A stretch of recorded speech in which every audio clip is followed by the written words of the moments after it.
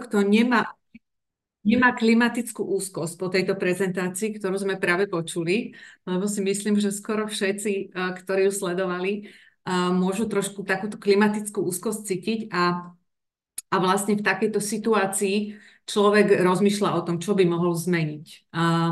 Možno je to práve ten bod, ktorý spomínal Braňo Frk, že ten point of need, čo je vlastne taký ten zlomový bod, kedy človek má potrebu sa naozaj niečo naučiť a niečo urobiť a kedy je človek taký naozaj nahnevaný a vidí, že veci sú zlé a že ich treba zmeniť a že on by ich vedel zmeniť.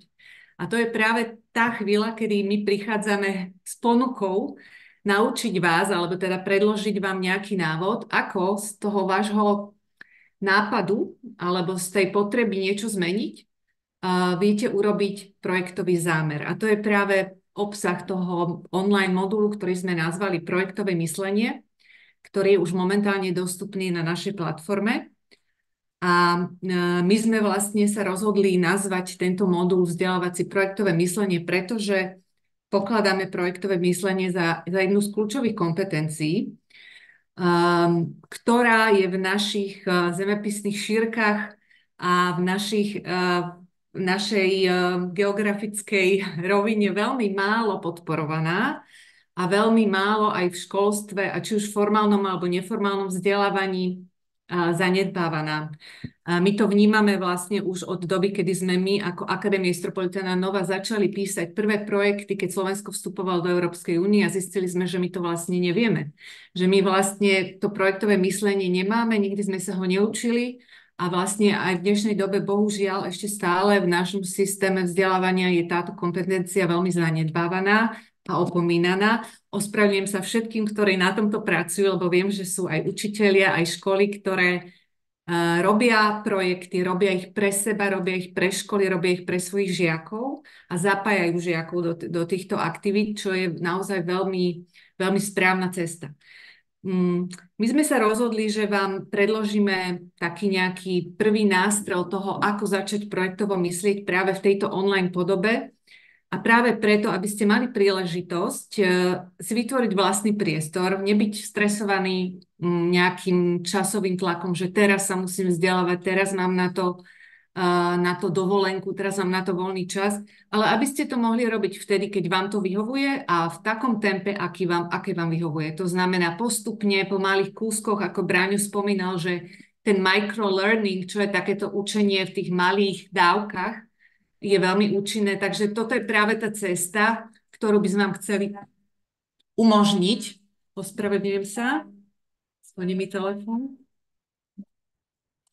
Takže preto projektové myslenie a preto niečo, čo by vám pomohlo ten váš nápad, ktorý máte, premeniť na nejaký projektový nápad, to riešenie, ktoré nosíte v hlave, preložiť do tej projektovej reči, ktorá je taká špecifická, a vytvoriť z toho nejaký malý projekt, s ktorým by ste potom mohli žiadať o nejaké finančné zdroje. My sa snažíme v tomto online kurze vás previesť celým tým postupom, umožňujeme vám vyskúšať si to na malých takých cvičeniach, nejaká spätná väzba pre vás, aby ste si vyskúšali, či ste pochopili to, čo sme vám chceli povedať. A vlastne v závere tohto modulu, ktorý máte k dispozícii, sa dostanete niekde do bodu, kedy by ste dokázali vyplniť projektovú žiadosť. Takže to je tá časť toho projektového cyklu, ktorú vám predkladáme ako možnosť skúsiť ňou prejsť samostatne. Okrem toho by sme chceli vám umožniť zúčastňovať sa aj toho hybridného vzdelávania, tak ako spomínal Jožko, všetky naše moduly, ktoré sme v rámci projektu vytvorili a vyvinuli, majú aj tzv. Hybridnú zložku. To znamená, že okrem toho online tzv. Samovzdelávania vám poskytneme možnosť interaktívnych kontaktov s nami ako s lektormi, ktorí sme tie kurzy pripravili. A budeme teda pravidelne organizovať webináre, na ktoré sa môžete ako účastníci toho online vzdelávania prihlásiť. To znamená, že keď vy sa zaregistrujete do nášho kurzu, tak budeme vedieť vaše kontaktné údaje a zhruba raz za 4 roka, to je teda aspoň ten plán, ktorý by sme chceli naplňať, vám pošleme informáciu o webinári, do ktorého sa môžete prihlásiť. Dokonca budete môcť ovplyvniť aj to, aká téma sa bude na tom webinári prezentovať a akej téme sa budeme venovať. Takže toto je taká možnosť na to, aby ste vy vlastne okrem toho čisto online vzdelávania mali možnosť sa spýtať otázky, predebatovať s nami to, čo vám nebolo jasné, to, čo by ste potrebovali vysvetliť alebo si vyskúšať. Takže toto by sme chceli zaviesť ako súčasť tohto hybridného modelu vzdelávania. Ja som teraz otvorila vlastne tú úvodnú stránku do jedného vzdelávacieho modulu. Je to práve to projektové myslenie, aby ste videli, čo zhruba to obsahuje. Ako vidíte, my sme sa snažili to urobiť veľmi prehľadne a tak konzistentne, aby ten obsah nebol nejaký príliš rozsiahlý. A naozaj ten rozsah modulu projektové myslenie je možné prejsť za krátku dobu, podľa toho, koľko času si na to viete vyhradiť, alebo sa k nemu vrátiť, alebo tomu venovať aj niekoľko dní. Je to vyslovene na vás, akú potrebu a akú motiváciu máte sa tejto téme venovať. Je tam mnoho aj teda možnosti prezrieť si nejaké videá, vyskúšať si nejaké cvičenia, prípadne prečítať si iné zdroje k tejto istej téme.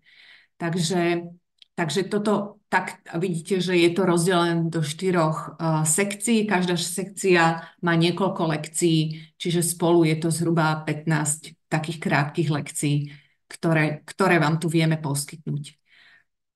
Čo som ešte chcela povedať a zabudli sme možno všeobecne spomenúť je, že my všetky tieto moduly vzdelávacie pripravujeme v rôznych jazykových mutáciách a môže to byť zaujímavé pre tých, ktorí by chceli napríklad absolvovať projektové myslenie v angličtine. Takže tento vzdelávací modul je dostupný aj v anglickom jazyku, takisto v chorváčtine, keďže máme chorvátskeho partnera, a v češtine máme aj českého partnera, ale možno pre tých, ktorí by si chceli zlepšiť aj jazykové zručnosti, by bolo zaujímavé si teda vyhradiť čas aj na vzdelávanie v anglickom jazyku. Takže toto je taká ďalšia možnosť, ktorá je k dispozícii. A okrem tých pravidelných webinárov, ktoré by sme chceli organizovať raz za 4 roka, plánujeme ponúkať účastníkom tohto vzdelávania, čiže tí, ktorí sa nám zaregistrujú na našej stránke, aj tzv. Ad hoc webináre, ktoré budú naviazané na konkrétne výzvy na podávanie projektov. To znamená, že v čase, kedy vyjde nejaká výzva, o ktorú by ste mohli mať záujem a dáte nám o tom vedieť, že by ste chceli sa k tejto výzve priamo vzdelávať, vieme vám pripraviť akoby na mieru vzdelávanie k jednotlivým projektovým výzvam. Takže sa snažíme, aby to vzdelávanie bolo také komplexné a samozrejme okrem toho, že budeme robiť webináre, máte možnosť komunikovať s nami ako s lektormi týchto seminárov a týchto kurzov priamo e-mailom, ktorý je dostupný na našej stránke a konzultovať s nami vaše otázky a vaše problémy. Takže toľko asi za túto tému a odovzdávam slovo Marte.